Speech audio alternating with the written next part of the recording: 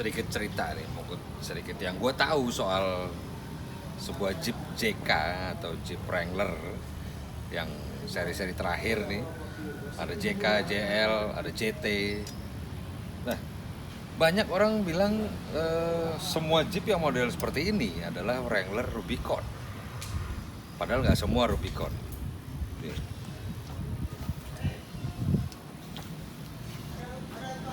Tulisan ini orang bilangnya ini sebuah Jeep yang model ini adalah Jeep Rubicon. Padahal nggak semua.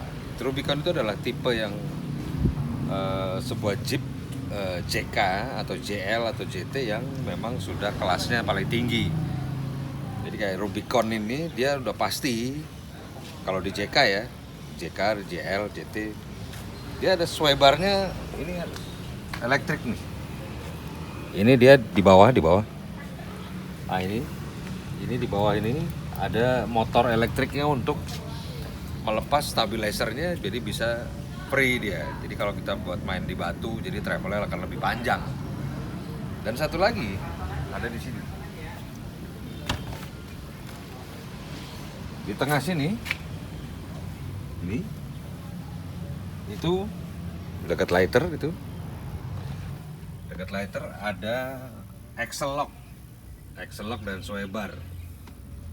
Nah, axle lock itu adalah locker belakang dan depan. Itu memang sudah originalnya. Kalau satu mobil Jeep Wrangler ini sudah menggunakan fitur itu dan itu ada di mobilnya, itu sudah dipastikan adalah tipe yang Rubicon. Karena ada tipe Sahara, ada Arctic, ada Sport X, ada Sport biasa. Sport X itu yang paling sederhana, paling standar. Peleknya kaleng, ring 16. Biasanya di belakang itu tidak termasuk ada kanvasnya atau soft topnya. Kalau tipe yang lain semuanya bawaannya sudah ada itu fiturnya. Kelengkapannya sudah ada itu. Sudah ada kanvasnya belakang. Biasanya dicopot nih kalau di mobil-mobil orang karena mengurangi ruang bagasi ya. Disimpan di rumah biasanya. Tapi kalau orang bilang, oh, itu Jeepnya Jeep Rubicon. Belum tentu Rubicon. Mesti dilihat dulu ini ada apanya, ada sway barnya, ada lockernya. Itu baru Rubicon. Kalau enggak, mesti dilihat dia tipe Sport, Sahara atau Arctic atau yang lainnya. Karena ada macam-macam modelnya. Jadi tidak semua Jeep Wrangler yang dibilang Rubicon itu bener Rubicon. Mesti dicek dulu. Nah, mobil ini kebetulan Jeep Wrangler Rubicon yang paling awal nih. Karena mesinnya 3600 cc. 38. Bukan 36 yang Pentastar. Ya horsepower-nya cuman ada 200 horsepower. Kalau yang mesin 36 Pentastar itu 285 horsepower. Nah, seperti ini mesinnya. Ini mesinnya 3,8 liter dan ini masih tipe yang pertama nih untuk mesin V6 dia, 6 silinder. Kayak injection dan mesinnya sebetulnya masih seperti konvensional, dia ada coilnya 1 ya, tapi dia keluar 6. Kalau yang mesin 36 dia udah multi fire ya. Coilnya sendiri-sendiri. Dan lebih complicated kalau menurut gue. Kalau untuk 38 ini memang horsepower-nya kecil tapi ngerawatnya lebih gampang. Spare part-nya lebih mudah ditemukan. Nah, untuk mobil ini kalau menurut gue ya, sebuah mobil yang keluar dari pabrik safety-nya sudah mumpuni ya untuk lo pakai di on road atau di off road. Karena ya standarnya, ini originalnya sudah ada roll bar. Roll barnya pilar A di atas, ini pilar B di tengah. Sudah ada sampai belakang. Sudah ada roll barnya. Nih, sudah nyatu dia semuanya. Sudah ada airbag. Jadi udah komplit. Ya. Karena ini model yang tipe 38, ini masih tahun 2010 kalau nggak salah. Dashboardnya masih masih sederhana ini. Dia di setirnya masih seperti setir konvensional mobil Jeep yang tipe-tipe Wrangler. Masih dia 4 spoke. Kalau Cherokee ada 3 spoke, dia 3 palang. Dashboardnya masih sederhana. Kalau yang 36 atau yang Pentastar atau yang udah tipe yang 2012 ke atas, dashboardnya sudah beda lagi. Dan semuanya matic. Yang manual ada, tapi nggak masuk di sini ya. Ada diesel, ini ada yang bensin.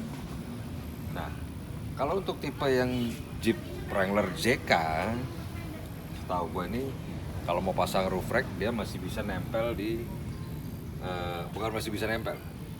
Kaki depannya itu nempelnya di talang air yang depan. Kaki belakangnya nempelnya di bracket kaca, pintu kaca belakang. Karena di sininya udah nggak ada talang air, belum ada talang air. Kalau tipe yang JL atau JT kalau nggak salah, di sini udah ada talang airnya. Jadi kalau pasang roof rack, kakinya bisa di samping sini. Jadi lebih gampang. Kalau ini resikonya, hati-hati jopotnya karena ini kaca. Dan harganya juga lumayan kacanya.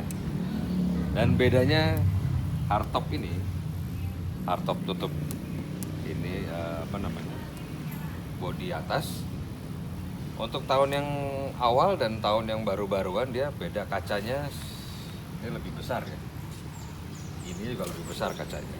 Jadi kacanya ada yang lebih, gue lupa, kaca belakang atau samping ada yang lebih besar. Ini agak kecil. Itu bedanya. Nah, kalau ini karena sudah dimodifikasi, sudah menggunakan bumper, layar hanger, bumper besi ya, udah peleknya udah pakai kaleng 16. Dia memang offsetnya harus agak keluar. Kalau pakai pelek yang offsetnya agak ke dalam, kadang suka mentok di kaliper kaliper remnya. Jadi kalipernya mesti dibubut atau pakai adaptor paling benar. Jadi pelek itu tinggal nempel di kaliper. Ini udah pakai sidebar, dia kayak rock slider. Jadi kalau nyender ke batu aman dia. Jadi mobil ini mobil yang cukup mumpuni lah untuk begitu keluar pabrik ya tiban aja udah bisa off-road. Dan safety ya, udah ada roll bar. Dan ini atapnya bisa dibagi dua nih, yang atap yang tengah, yang depan sama belakang itu bisa dilepas. Bisa lepas depan aja, bisa lepas belakang, semuanya dicopot dan bisa keren lah. Dan tangguh mobilnya. Tapi ya semua mobil kalau makainya nggak bener tetap berantakan, mau mobil apa aja ya kan. Nah, mobil ini penyakitnya adalah kalau nanjak jalan panjang, nanjak kayak misalnya ke Bromo atau di mana yang jalannya nanjak panjang, transmisinya suka bunyi, ada alarm bahwa transmisinya overheat. Solusinya gampang.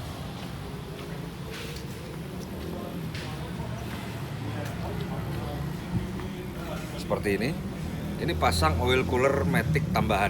Ini udah di luar dia, nggak ikut di radiator lagi. Jadi udah bagus, dia dipisah aja pendinginannya, oli maticnya dari masuk ke radiator dirubah ke individual, jadi keluar dia. Pakai yang universal. Kalau lebih bagus lagi ini dikasih kipas, ini kelihatan kan? Ini kayak ada radiator kecil. Nah ini yang abu-abu kecil itu adalah salah satu solusi untuk mendinginkan transmisi. Kalau ini dikasih kipas lagi dia akan lebih bagus lagi. Dan kalau mau off-road, ini bisa diganti fender.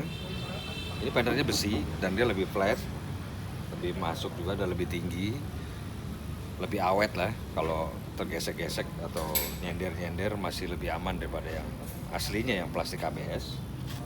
Dan kalau ini modelnya memang yang narrow, jadi dia belakangnya lebih kecil, ini lebih sempit. Nah, ini mereknya Gladiator. Dia lebih sempit. Tadinya pakai yang sama juga, cuma lebih keluar. Kalau ini dia lebih pendek, lebih ke dalam. Jadi kalau nyender, bannya aja yang kena. Melindungi ya jauh lah. Kalaupun kan masih kena, masih nggak terlalu merusak bodi dan melindungi kaca juga. Mobil ini ngerawatnya nggak susah, gampang, tinggal cara pakainya semuanya. Dan ini matic-nya atau transfer case-nya dia 4H-nya itu bisa shift on the fly. Jadi kalau kita lagi di jalan tol kecepatan 70, 80 itu tinggal tarik aja. 4H-nya tinggal masukin, nggak ada masalah karena dia udah shift on the fly. Jadi kondisi jalan licin kita bisa tetap aman di jalan tol tanpa harus berhenti dulu. Jadi kita bisa menggunakan 4H karena 4H itu ya ada batas kecepatan maksimum bisa sampai 80 sampai 100. Tapi lebih aman dengan menggunakan 4H kalau di jalanan tol yang licin atau jalanan yang ya jalan rata tapi bukan off-road ya, bisa langsung safe on the fly, nggak perlu harus berhenti.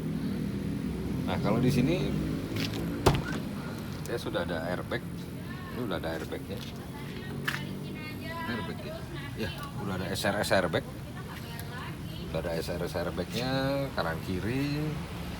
Dan untuk sebuah mobil off-road, walaupun kalau sedang off-road masuk 4L ya, 4L masuk 4L, fiturnya airbag sama ABS setahu gue itu mati ya, off atau EBD ya, off karena itu hanya berfungsi pada saat 4H atau di 2H jalan normal.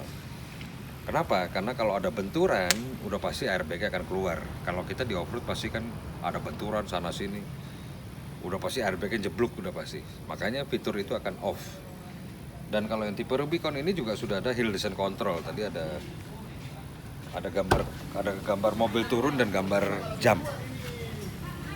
Itu di tengah. Coba di tengah. Fitur itu kalau kita misalnya ada turunan yang curam banget, kita tinggal injek rem aja. Nanti rem itu akan ngelepas sendiri masing-masing. Untuk menyesuaikan kecepatan mobil dia akan turun sendiri pelan-pelan. Akan ditahan, jadi kita tinggal ngarahin setir aja. Dan nggak perlu ngurusin rem. Jadi kalau dia sudah sampai tempat rata, nanti baru dia akan bisa ngelepas semua rem-remnya. Itu adalah satu fitur yang asik nih buat Jeep seperti ini. Dan itu dipakai untuk di jalanan yang sangat-sangat curam banget turunannya. Jadi kita nggak pusing untuk harus, wah ini ngeremnya seperti apa. Dia udah mikir sendiri karena ngeremnya akan otomatis.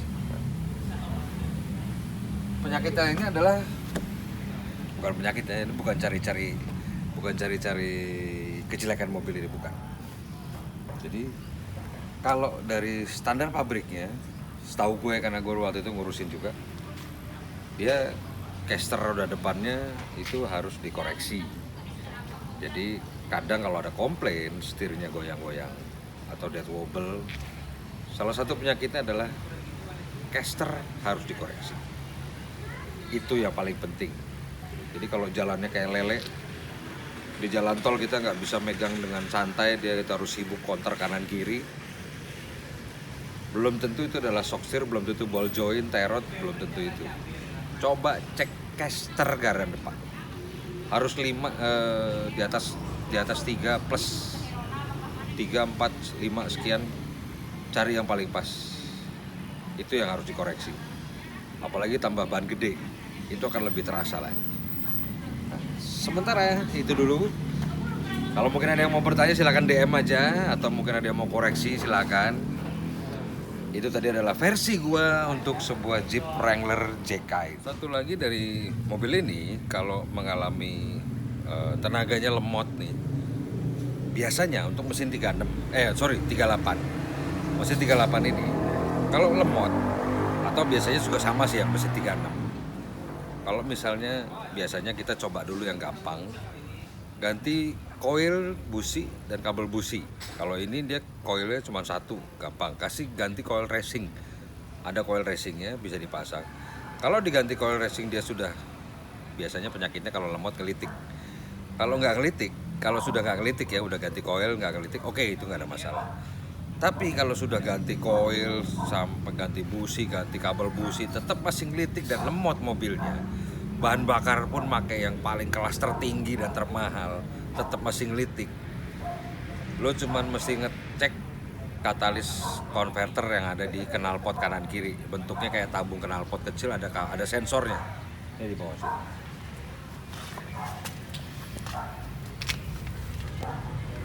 Itu di atas mana ya? Di bawah kelihatan. Oh ini dia. Di atas ini. Ini di atas ini persis nih. Nah ini dia. Ini ada knalpot, tabung, itu katalis konverternya. Katalis untuk emisinya biasanya mampet karena kualitas bahan bakar di sini atau memang biasanya bahan bakar ya yang bikin dia mampet ya. Jadi karena dia mampet, udah pasti tenaganya lemot, asli lemot. Kalau mau diakalin ya, kalau mau langsung dipotong boleh, langsung ganti pipa. Tapi cek engine pasti nyala, karena sensornya tidak diakalin. Nah itu ada caranya untuk supaya sensornya tidak nyala atau cek engine tidak nyala kalau itu dimodifikasi. Itu dicopot atau ganti dengan katalis punya mobil turbo. Itu akan saringannya akan lebih jarang-jarang. Katalisnya pakai yang punya mobil turbo, mungkin gue lupa punya mobil apa. Cari yang masih lancar. Kalau udah mampet, udah pasti mobil yang ngelitik. Lo masih cek itu. Selamat hari ini.